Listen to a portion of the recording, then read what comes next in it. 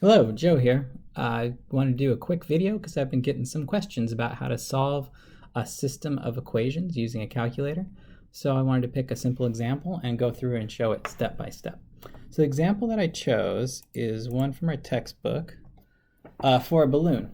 And basically it just says this balloon is pulling up at 900 pounds and that each one of these squares down here is 10 feet. So we can figure out where points A, B, and C are located. I'm going to scoot this over a little and then I can make a free body diagram. So we're going to make a free body diagram at point D, and there's 900 pounds pulling up, so that's the first force. And then we're going to have DA kind of over like this. And we're going to have DB. We're going to have a DC over here. Okay, so there's our free body diagram. Now we know the force and the distance are in different dimensions, so we know the length of the force vector is not going to be the same as the length of our position vector. However, they do share the same direction. So we're going to use our little trick of finding unit vectors based on these position vectors. Now these position vectors go down to points A, B, and C, and we have to figure out where those points are. Now we know each of these grids is 10 feet. So if we look at A, it's going to be negative 20 in the X.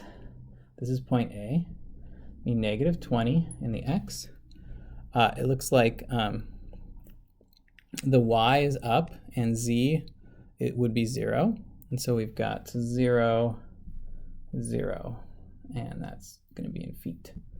Okay, we got B over here. Now B is a little different. It's got an X and a Z component. We can tell they're both positive. So we got 10, 20, 30 in the X.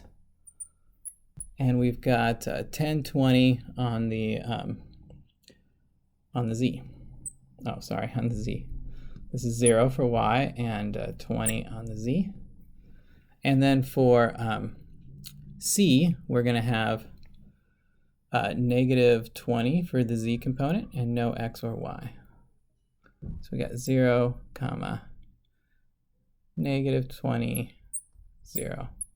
There we go. We got those three. And then, of course, this one up here, point D, this one is going to be at 0. Y is going to be 30. And then the Z is 0.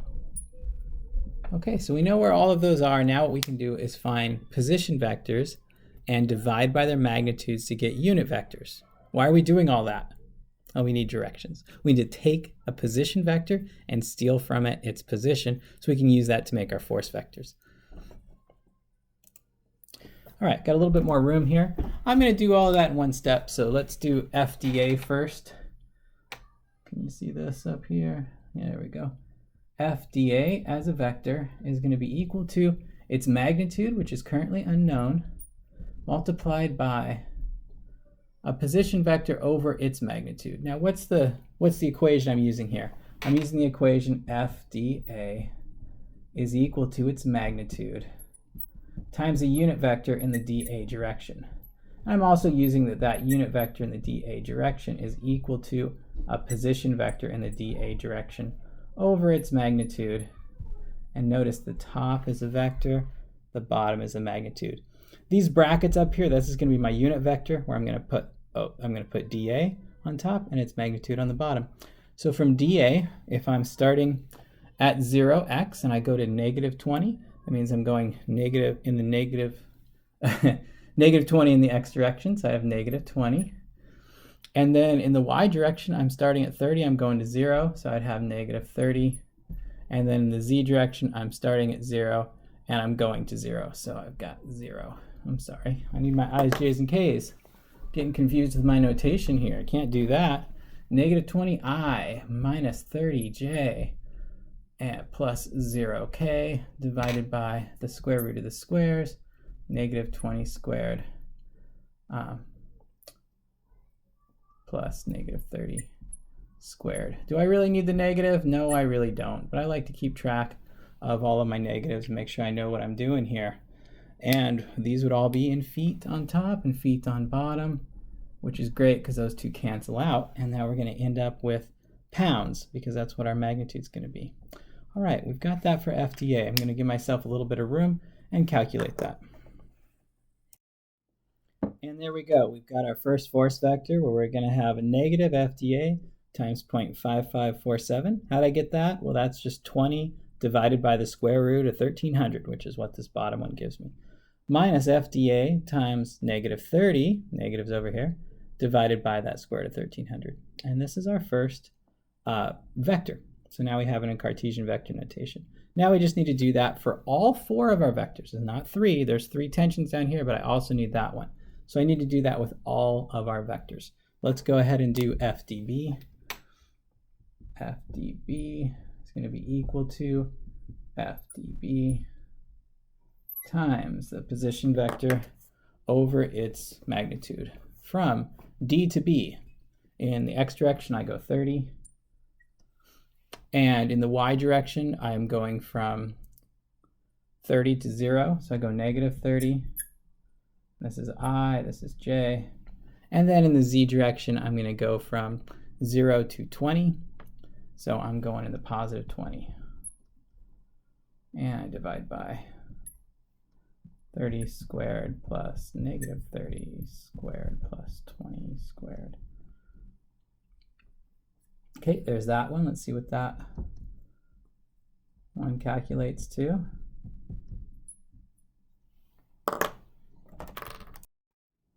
And there we go. We got our next vector here. We got our unit vector, those 3 multiplied by FDB.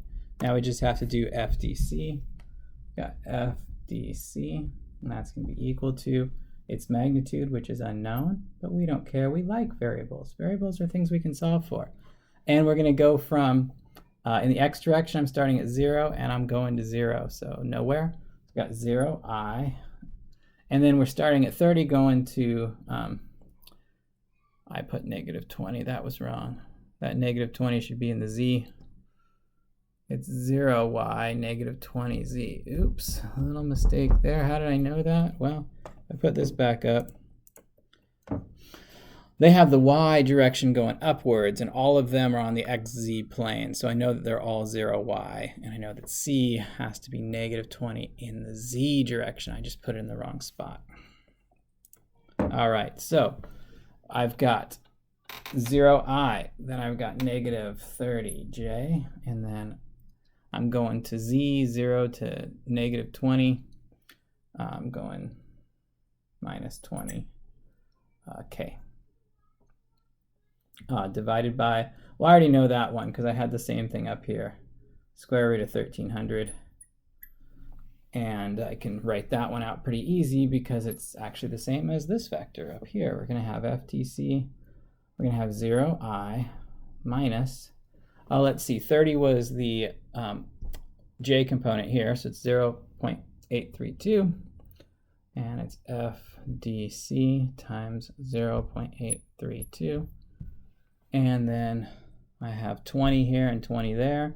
So I've got minus FDC times 0.5547. Awesome. So we've got 3. 1 here, 1 here, and 1 here. So we got 3 vectors, and I can check those ones off my list. But I have to make sure to always check my free body diagram. I've got 3 vectors done, but not the 4th one. This is a very common mistake. You forget about it because it seems too easy. Our weight, or in this case, the balloon pulling up, well, what am I going to call that? I'm just going to call that tension. And that tension is going to be equal to 900 pounds in the j direction. There we go. I've got my 4 vectors. I'm going to go ahead and clean up the board and write those. Write those very cleanly at the top so we can see how to solve them. Okay, there we go. We've got our free body diagram with 4 vectors in it, and we've got 4 vectors written in Cartesian vector notation over here. Notice that I lined up the i's, lined up the j's, and lined up the k's. This is going to make this next step much easier. So my next step is going to be sum of the forces. We're going to use our equations of equilibrium. So sum of the forces in the x direction is equal to 0. It's always a good idea to put up your header here so you know what the rest of the numbers are. So sum of the forces in the x equals 0, I just got all my i's. So I'm going to have negative 0.5547 FDA plus 0.6396 FDB is equal to, and I'm just going to put plus 0 is equal to 0. Now, why did I put those there? I want to space these out and put them all on the same lines. It's going to make it easier to make a matrix later, which is what we're going to use to solve it.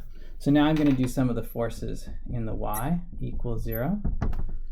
And what are the forces in the y? Well, I just go down my j category here. I got negative 0.83205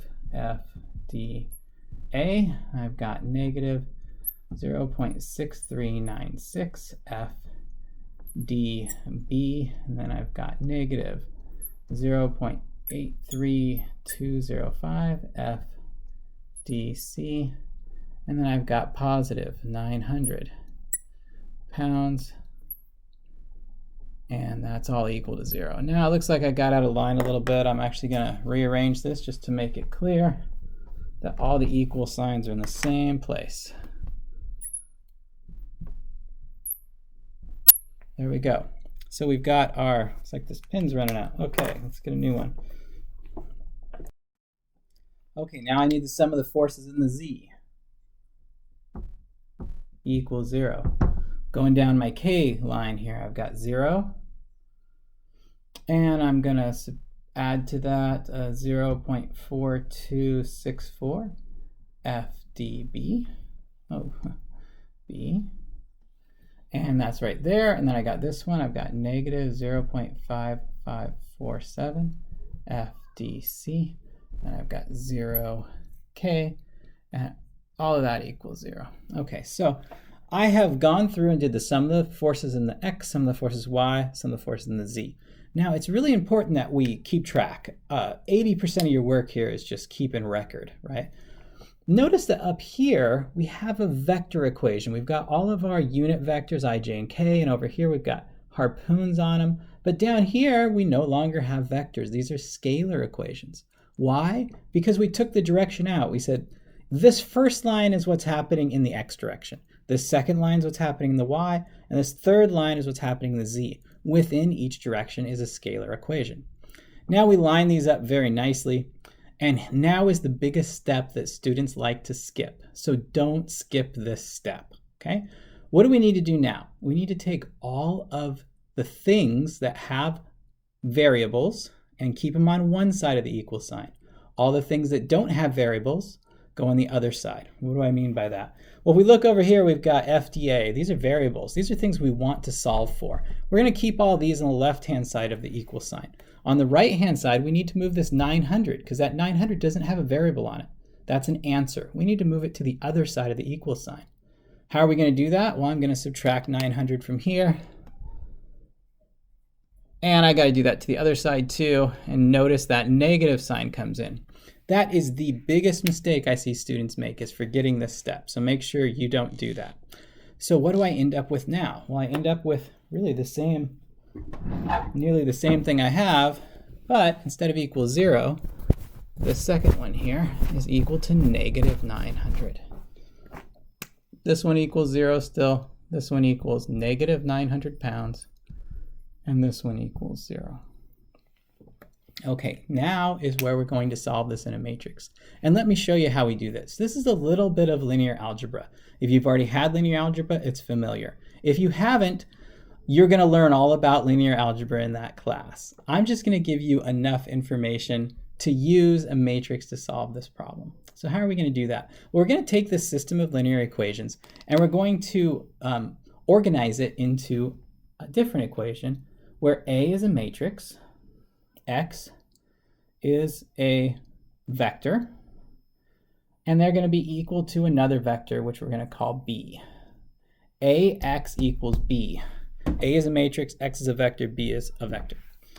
Now, what does that mean? Well, it basically means we're going to organize this so that these equations on the left-hand side are a matrix times a vector, and this one is just the answer vector. The easiest way to do it is to first find your X.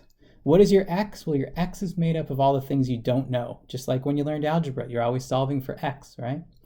What are the things we don't know? FDA, FDB, and FDC. Okay, you see all those? Yeah, so that's my x vector, all of the unknowns I'm solving for. Now I want to put my A matrix together. Let's do the second vector first.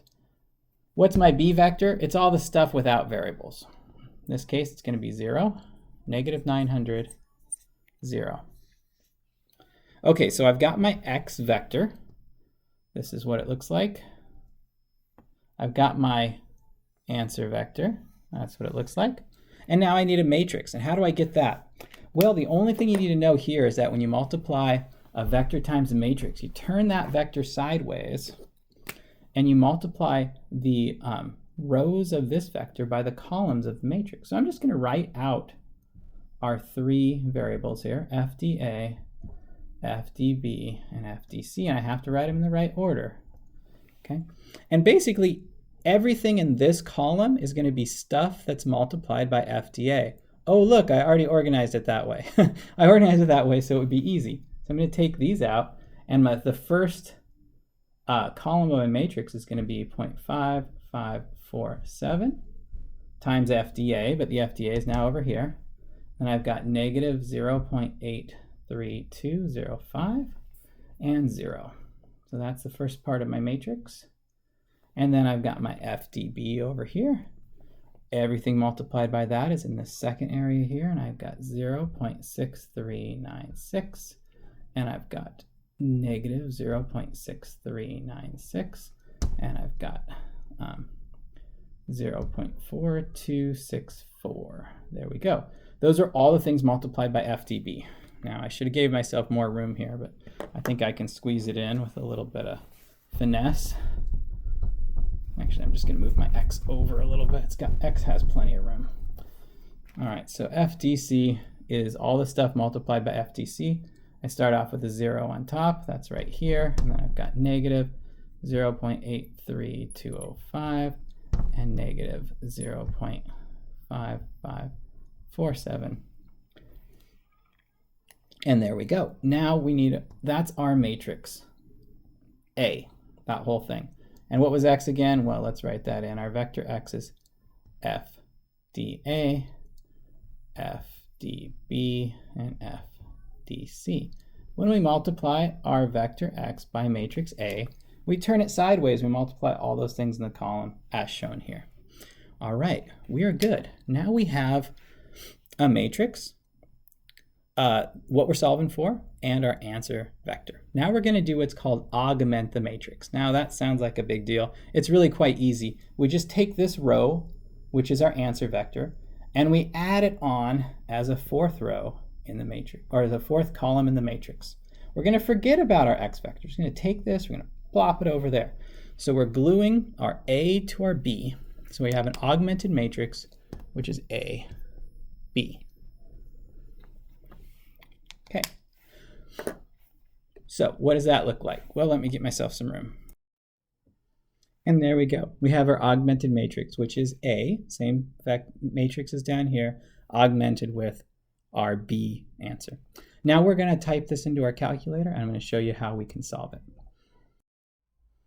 Okay, so here we have my calculator up here. I apologize, it's kind of an old, dirty calculator. I think I bought this in high school. But it is a TI, so if you have another TI, this is a TI-85, you have a TI-84, an 89, you're going to have some similar operations. You might have to find the keys in different places.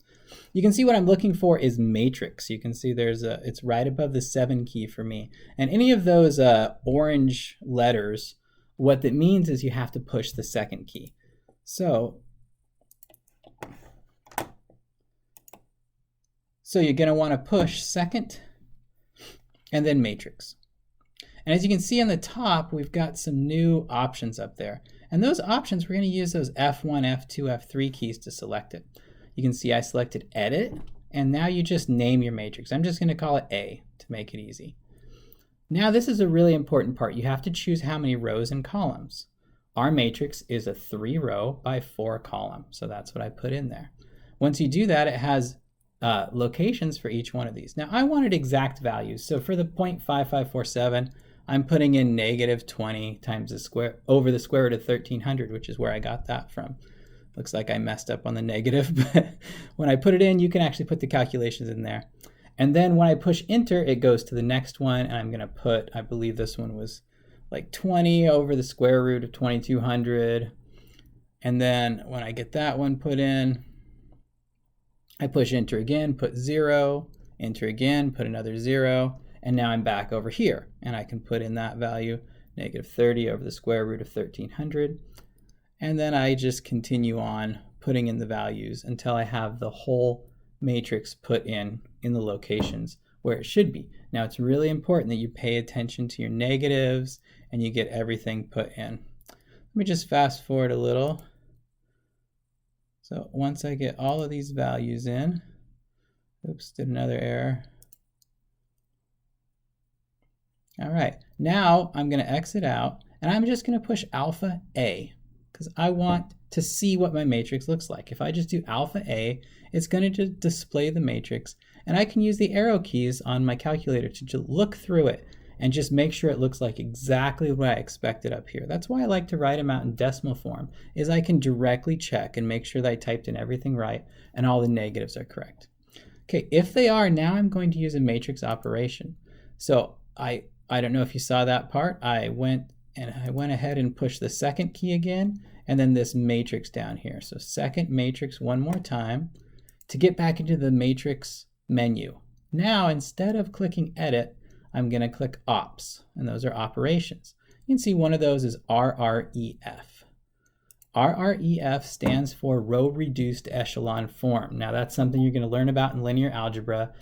Basically what it means is we're putting together linear combinations of these rows and reducing them down until we have an identity matrix. Now, understanding all of that, of course, is going to take more information, which you'll get from your math class. But that's what we want to be able to solve this. So let's see what happens when I do that. I do RREF and then alpha A to put in my matrix and hit enter. And this is what pops out. You can see I have another matrix. It's still a 3x4, but I have the identity matrix, that 1, 1, 1. This is the identity matrix. This may seem a little confusing at first, but if we look back at this on the bottom, the same form that we had it in, and then I'm going to take the information right off my calculator and I'm going to put it into that same form. Okay, our new A is the identity matrix. 1, 1, 1, 0, 0, 0, 0, 0, 0.